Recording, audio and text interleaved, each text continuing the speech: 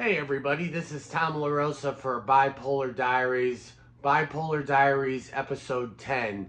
And in this episode, I'm going to offer you some proof that God exists. Now, I believe that I've literally heard the audible voice of God speak to me twice in my life. Twice in my life. Now, this is not a normal experience that most people have. This is what is called in religious circles a theophany. And what a theophany is, I have the definition right here. A visible manifestation to humankind of God. Now, my theophany wasn't a visible manifestation. It was an audible manifestation. And let me just walk you through what was going on when I first heard the voice of God the first time. I was alone in my apartment, and when I was younger, I dabbled in all different forms of religion. I was raised Roman Catholic. I went to Catholic grade school from 1st to 8th grade, and we went to church twice a week, once on Sundays with my family when we were kids, and once with the school. And once I got into high school, I went to public high school. I went to Avon High School. In college, in high school and college, I got away from really any belief in God whatsoever. I just didn't really think about it very much. I was too focused. I was too interested in sports, in partying. You know, I was a teenage boy. I was interested in girls, and I really just didn't think about God much in high school and college, and we kind of stopped going to church as a family, so I really didn't think about God.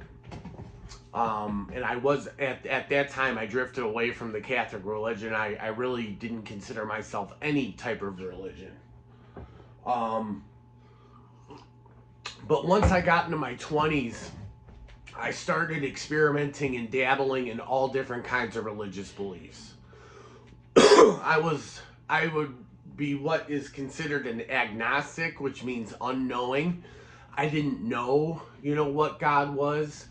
I started kind of believing in the law of attraction, like if you think about something enough and focus on something enough, that the universe will just like manifest it for you. I read the book The Secret, and that's kind of what the book The Secret talks about, and kind of what like Oprah Winfrey preaches. It's one of those like new agey religions that doesn't really believe in God, but it's more like a belief in the universe. I also started dabbling in a bunch of different like alternative religious beliefs. Like I was interested in the Kabbalah, reading the Kabbalah, and I took a course on studying the Kabbalah, which is like Jewish mysticism.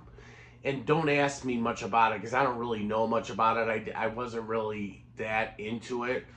But I also started dabbling in witchcraft. I would read books on witchcraft. I would do spells, chants, and light candles and do spells. And I was interested in that. And then when I started going to AA meetings in my early 20s, and I put together stints of sobriety, like 3 months sober, and then I'd go back to drinking, 5 months sober, then I'd relapse. I think I had 9 months sober. The longest I ever had was 2.5 years of sobriety, but that was later on, and I relapsed because of my mental illness. I wasn't taking medication for my mental illness.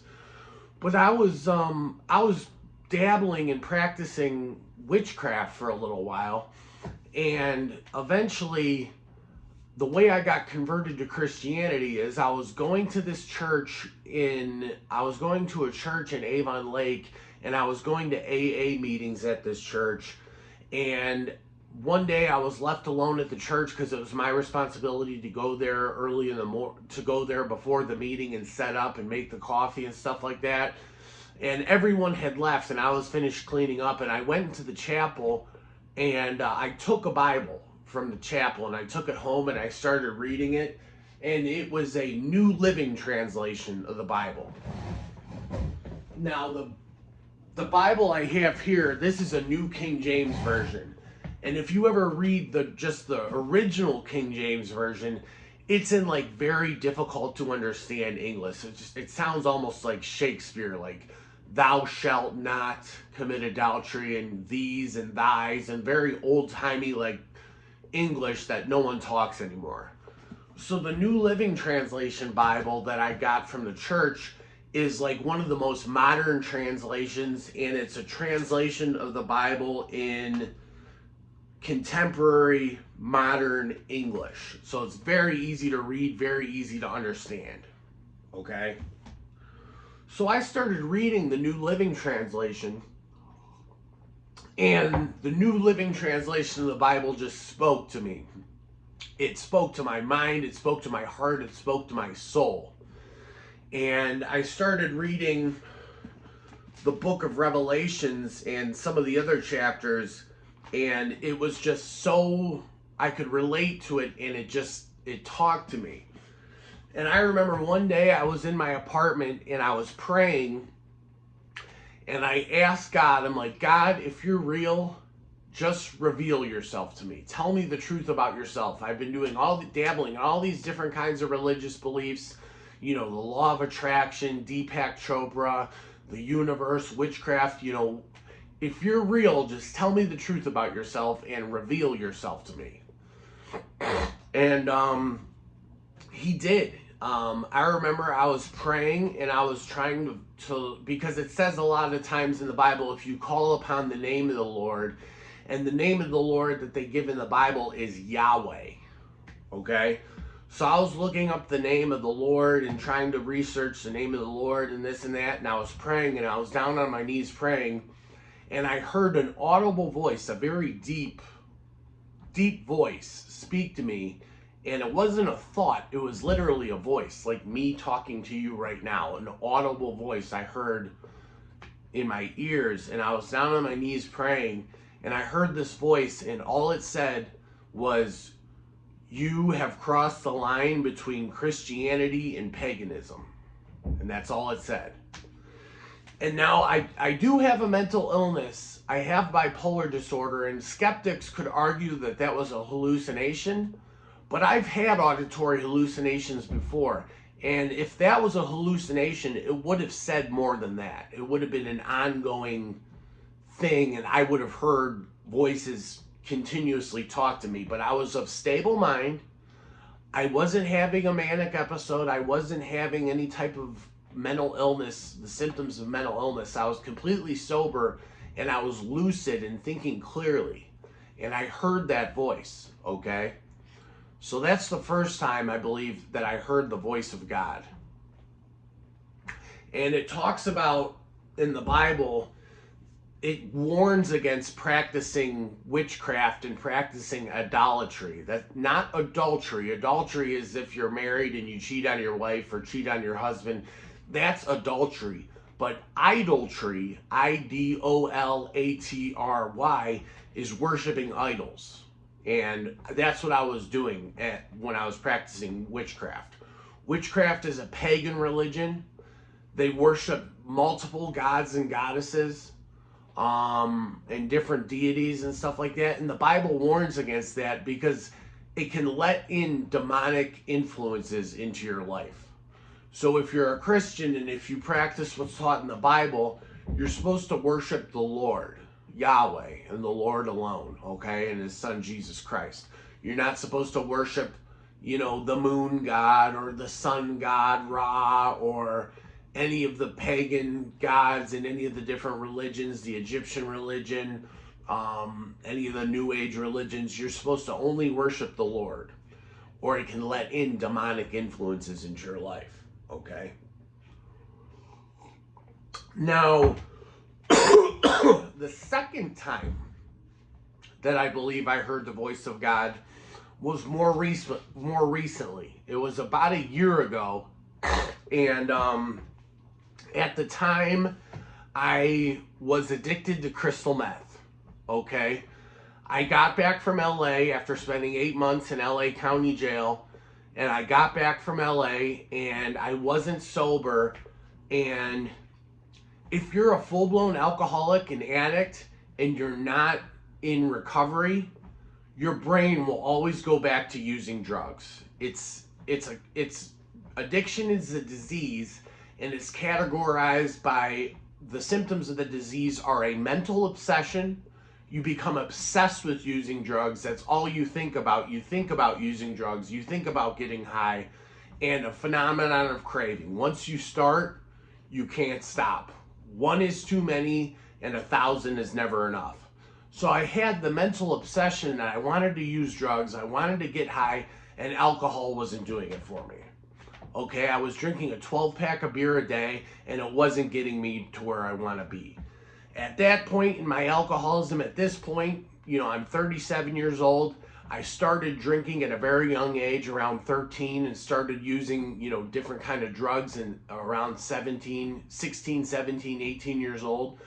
So at this point, I don't have the stomach for hard liquor. If I drink too much hard liquor, it makes me sick. I'm an alcoholic too, but I'm more of a drug addict. I love drugs, hard drugs, cocaine, methamphetamine, fentanyl, heroin. That gets me the type of high that I crave, okay? So I was smoking crystal meth. I got back from LA, and I called this dude that I went to high school with because one of my buddies told me he smoked meth. And I started smoking crystal meth and buying crystal meth from this dude. And I was smoking it out of a glass pipe. And I remember I was outside. I was high. And I was outside in Elyria. I was living with my dad at the time.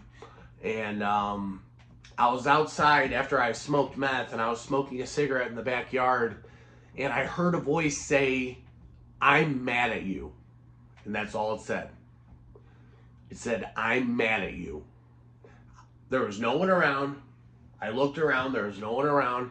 It wasn't my dad's voice. It was an audible voice that I heard, and it said, "I'm mad at you." And I believe that was the voice of God that I heard for the second time in my life. It was my second theophany. Now, like I said, most people don't have this experience. Most people go, and some people do. The age of miracles is still with us. There's still some people that have those experiences, but it isn't normal. It's not normative. Most people go throughout their whole lives. They never hear the voice of God talk to them. They never see angels. They never have, tangible religious experiences like that. But I did twice. And it wasn't a hallucination, because if it was a hallucination, I would have been continuously seeing and hearing things. It wouldn't have just been one voice saying one thing, okay? So I believe that was the voice of God, and he told me that he was mad at me, and that scared me. That scared me. That made me want to quit meth, because, sorry about that. One of the things that I don't think we have enough of in our modern day, people aren't scared enough that they're going to hell, okay? It says in the Bible that fear of God is the beginning of wisdom. He's not to be taken lightly. That's why I get on my knees when I pray. I get on my knees to humble myself and to put things in proper perspective. Because when you're praying to the Lord, you're praying to the Creator, to the King of the universe, okay? To an omnipotent, all-powerful, all-knowing being. And that's who God is. And Jesus Christ loves you. He's your friend. He's your counselor. He's your Lord. But fear of God is the beginning of wisdom. That's what they say in the book of Proverbs. So those two things alone were proof in my life that God exists, because I heard his voice twice. And what goes even more proof that God exists is God has removed from me. If you're a full-blown alcoholic and drug addict, it says in the big book that you've probably placed yourself beyond human aid. Before AA, and AA is a spiritual program.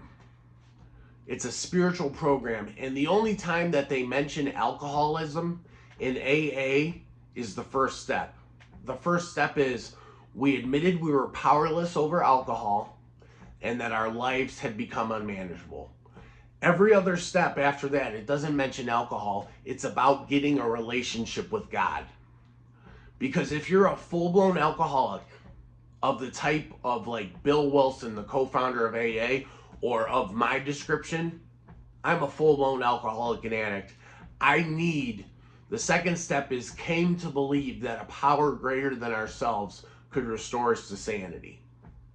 That power greater than myself for me is God. And at the end of Dr. Bob's Nightmare, the two co-founders of AA were Bill Wilson. He was a stockbroker from New York, and Dr. Bob, who was a doctor from Akron, Ohio. And at the end of Dr. Bob's Nightmare, Dr. Bob's story in the big book, it says, if you think you are an atheist, an agnostic, a skeptic, or have any other form of intellectual pride which keeps you from accepting what is in this book, because this book, AA, it describes the 12 steps are all about forming a relationship with God and letting the Creator enter into your heart and your mind and soul and relieve you of the obsession to destructively drink and do drugs, It says, if you think you are an atheist, an agnostic, a skeptic, or have any other form of intellectual pride which keeps you from accepting what is in this book, I feel sorry for you. He feels sorry for you. And I feel sorry for atheists and agnostics too. Because seriously, the most pertinent fact, the most important thing in my life is my relationship with God. He's my God, He's my King, He's my Creator, and He's my friend. And if you have God, you're never alone. You're never alone because you always have something with you, even through the worst of times and through the best of times. And God has always gotten me through. He's never abandoned me. Even when I abandoned Him, He has never abandoned me.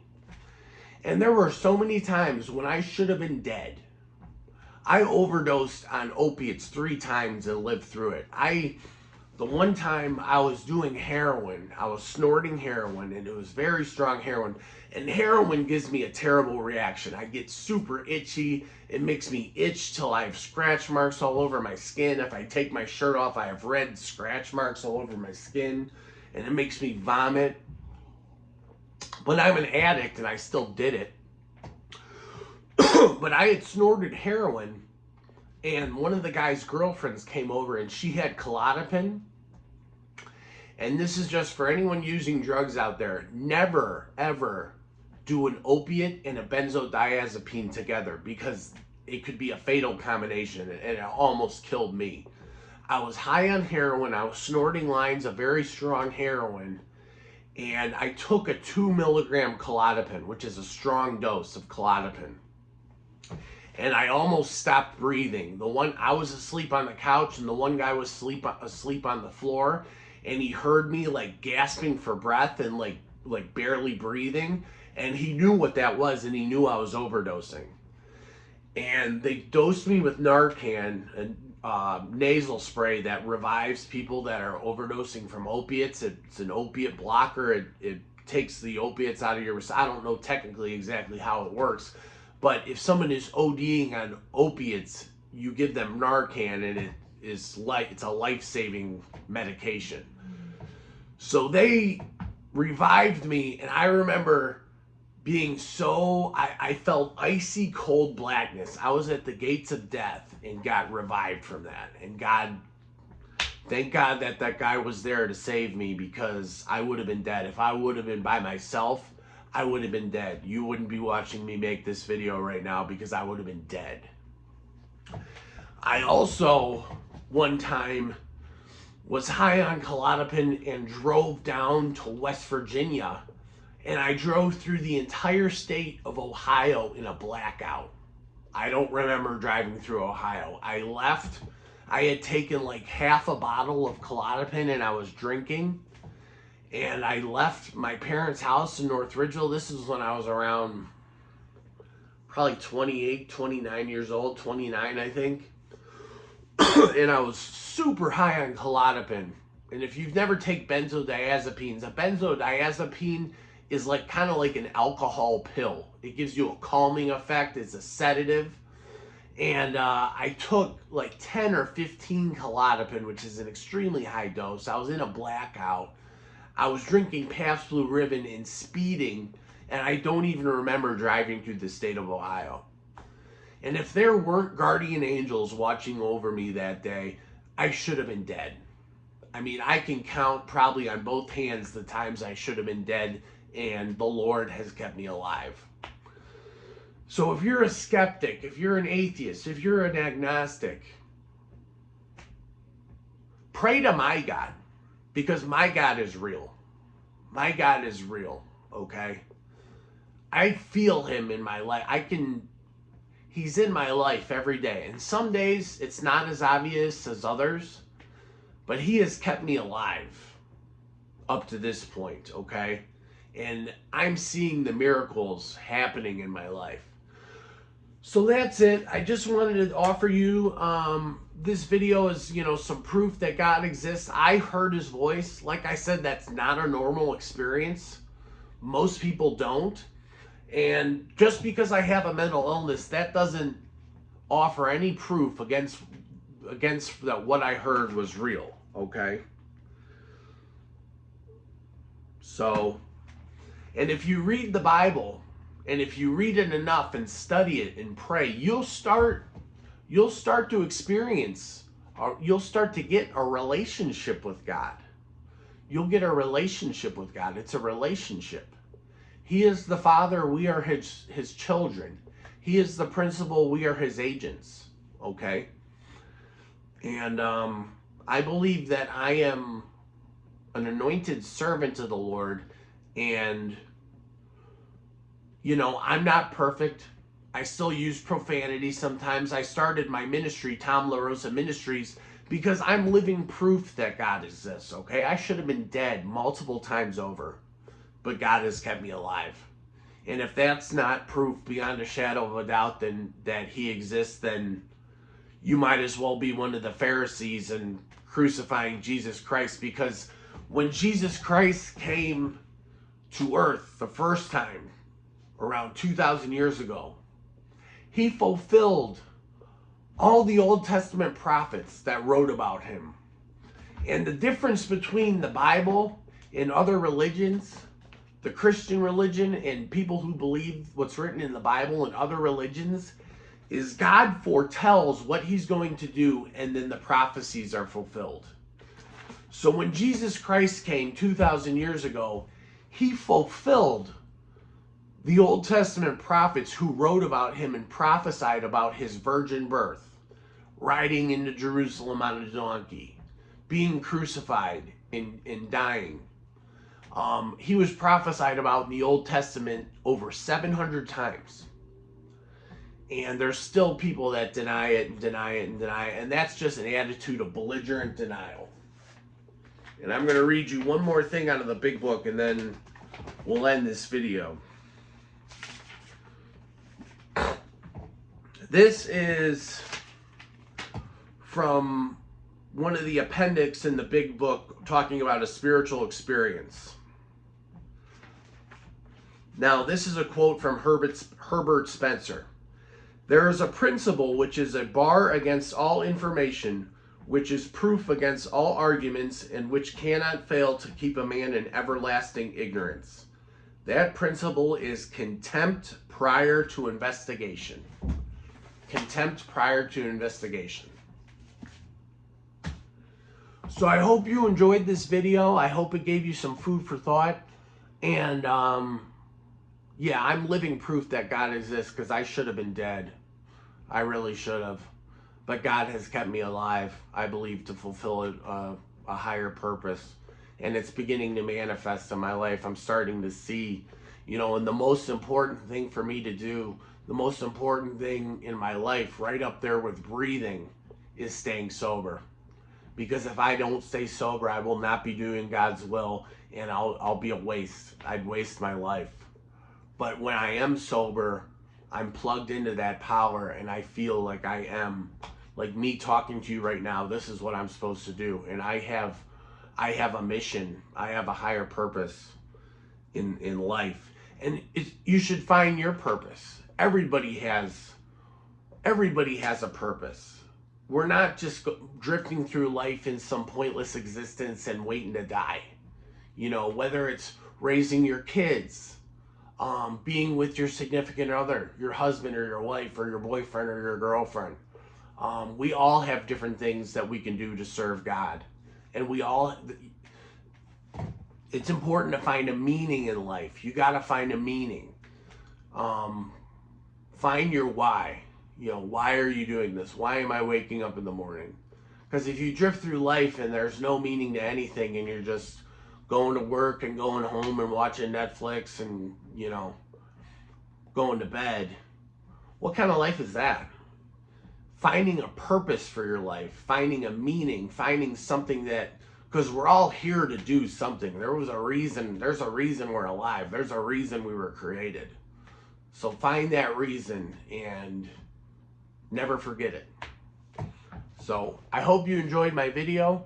Please join me next time. And if you get something out of my videos, I'm kind of getting tired of asking this. Only one person offered to donate, and then for some reason I couldn't talk to her anymore on Facebook. But if you like my videos and you get something out of it, please consider donating to Tom LaRosa Ministries. If you don't, that's fine. I'm going to start working next month and trying to make my own money and stuff like that. So I'll be all right. I'm getting blessed in a lot of other areas. But if the Spirit moves you to donate, all donations would be appreciated. You can find my Cash App tag in the description of my YouTube channel. It's # Tom LaRosa 51. But I feel bad even asking. But if the Spirit moves you, all donations would be appreciated. So I hope you enjoyed this video. I hope you got something out of it. And we'll talk to you next time. Thanks.